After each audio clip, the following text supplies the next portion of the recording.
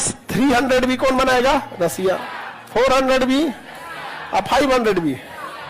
अब देखो, भारत MTCR का सदस्य है, तो हम इसमें से कोई भी खरीद सकते हैं। हम लोग ये खरीदे हैं 400 वाला, हम S-400 को कहां लगाए हैं? बॉर्डर पे। ये कितना घुस के मार सकता है? हाँ? चाइना का हमको भी 400 वाला चाहिए, तो रूस ने कहा पैसा दो, रूस ने लिया पैसा और दे दिया 300 वाला। कहीं तो धोखा है, तो कहा कि सोचो पहले तुम MTCR का सदस्य बनो। वो S-400 खरीद नहीं सकता है, और उसने क्या किया? S-300 का रेट कितना कर दिया? S-400।